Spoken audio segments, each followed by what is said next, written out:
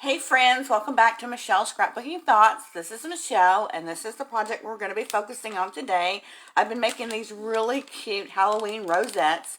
They are really easy to make, great for using up your scraps, and they look really good on the front of your albums, tags, gift toppers.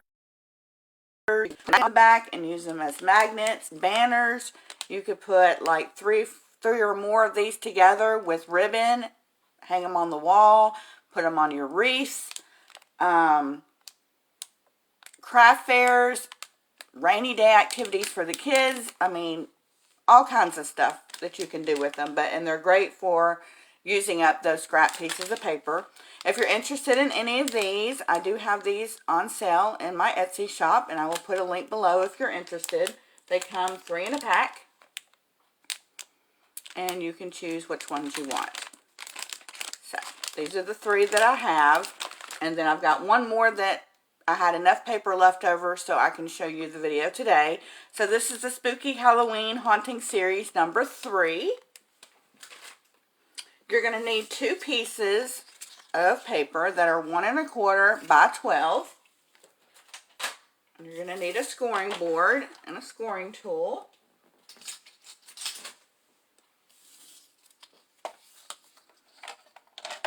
You're going to put it in on the 12-inch side, and you're going to score this at every 1/2 inch.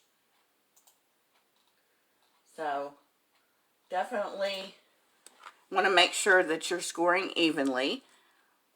I usually like to use the biggest tip on my stylus. So we're going to score at a 1/2 inch, 1, 1 1/2, 2, 2 1/2, 3, 3 1/2, 4, and we're just going to continue on. These go really fast. Of course, I can't talk and do this at the same time or I will mess up.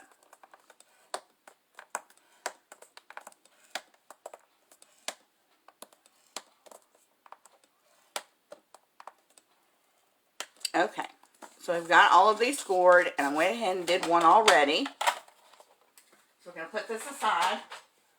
And now we want to start folding them in a Constantine pattern.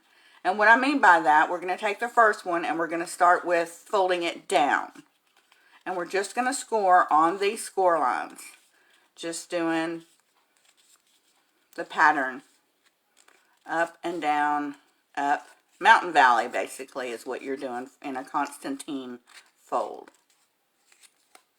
Now, I learned this a long time ago, that when you're done, if your lines look kind of wonky, like they're, just misshapen or they didn't fold right, what you can do is pinch these together and just wiggle them back and forth until they're straight. Now, these were already pretty straight.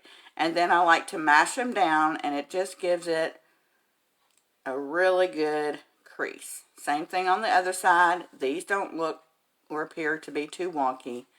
So I'm just going to give them a little. Okay, so there we have the first one. Now, because we started this one with folding down, the second one you'll need to fold up. So we're going to go up and down. And you'll need to continue that all the way to the end.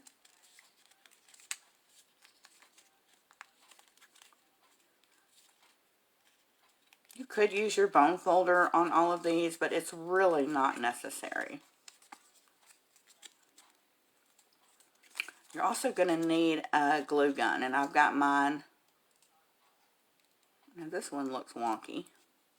I've got mine heating up over here. Yeah, it looks like I got off a little bit. See, I was probably talking. I cannot talk and do this on the scoreboard. Okay, so now it looks a little wonky. So I'm just going to give it a little back and forth motion and then squash it down. Now, when you're gluing these together, it's very important, like I said, that you have one end going down and one end going up. You also need to decide what colors you want. Do you want this side or do you want this side? I'm a color person, so I want to use the colored side. But I still need to make sure now that I've got one end going down and one end going up.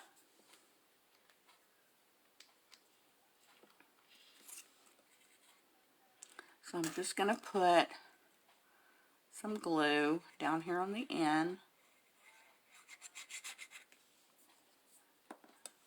And I'm just going to glue these two together.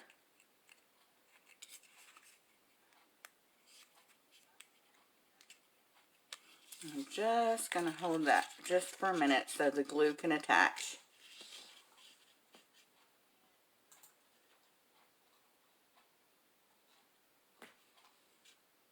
Then you're going to want to do the same thing to the other side.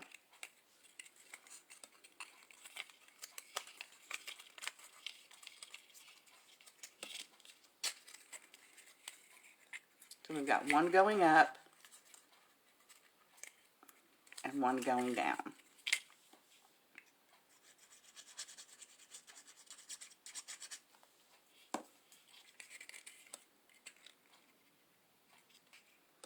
We're just going to pinch that together. Give it a little hold.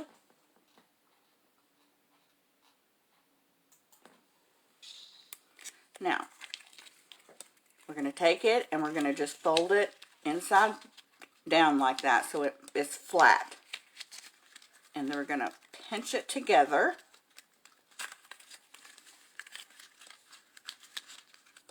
This side did not.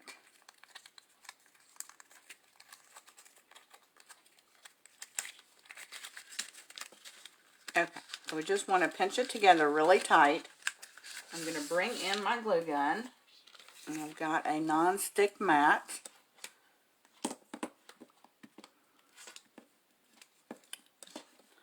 I got a new glue gun because my other one had finally bit the dust, so now the cord is wonky. Okay, so we're going to squeeze this together as tight as we possibly can.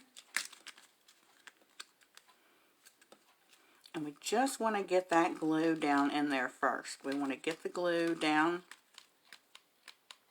in there. We want to put some at the top. And we want to hold that together. We want to make sure that glue gets attached.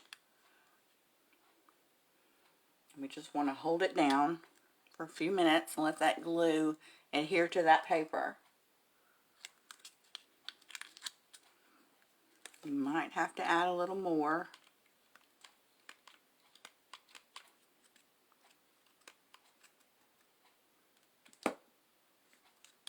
There we go. And if the bubble comes up, that's good. That means we're full in there and hopefully it'll get stuck together pretty quick.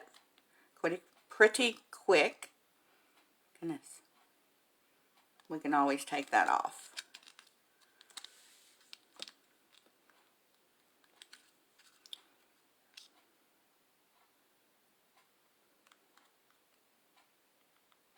If you have big clips, you can also clip these together for a few minutes.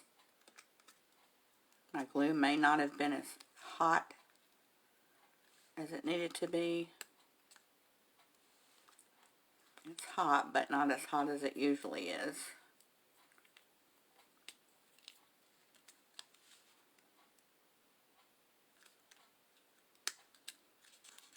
I'm going to make sure that, yeah, it's gone down to the bottom too.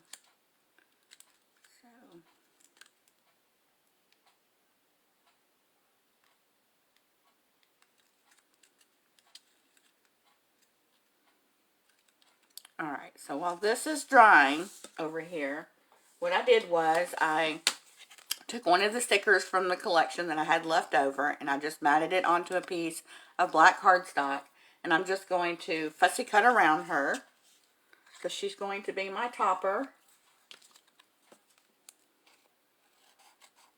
So I like to map my stickers because I think they show up better, especially if they have a white outline. And it just makes them a little bit more sturdier and more three-dimensional. And when you cut, I know everybody has learned how to cut since they were little, but some of the tricks that I have learned along the way that I was not aware of is you don't want to let your scissors guide you. Your left hand is what's guiding you with the paper. And I don't cut. I leave just about an eighth of an inch of the matting. That way, if you do have some little imperfections, it's not going to go straight to that white line and go, oh, look where she messed up. So I just let my left hand guide my paper on where I want it to cut. And you'll find that it guides pretty quick.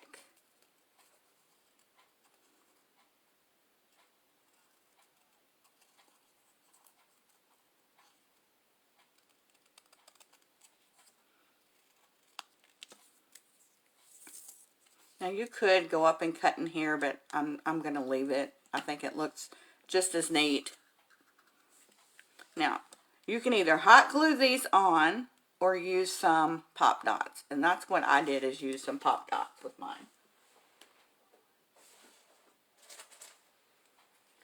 So I've got some here. And you're probably thinking, oh, they're empty, but they're not, I promise. Here's one I can use. But I use all of it. I use all of this stuff around here because it works the same. It's just a different shape. And you can cut them to whatever size that you need. I like these because they're skinny. And they can go like for arms and legs.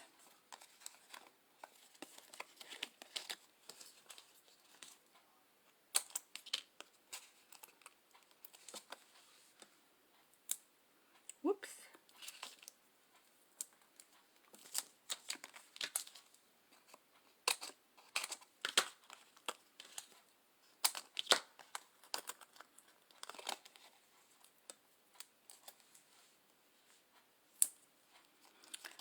One more should get it.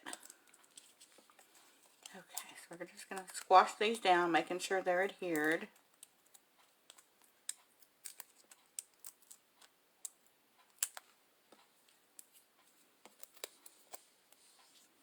And then we can pop her on. And that way it gives her also some dimension in the rosette as well. She's lifted up. And these make really cute magnets. And then you can peel off the excess glue on the back to make it a little bit neater. But these would be really good craft fair ideas, or if you've got, you know, Sunday school, you know, these are good little arts and craft projects that some of the older kids can make. I mean, you could do it, you know, for the younger kids, but you would just, you know, use the hot glue gun for them. But really sweet idea. And like I said, you can use you can make these for any holiday, any occasion. You've always got leftover scrap pieces. You probably always have extra ephemera or stickers that you could use, and this is a great way to use them up. So I hope you enjoyed today's project, and I'll see you back here in the next couple of days with Spooky Hauntings number 4. Thanks, guys.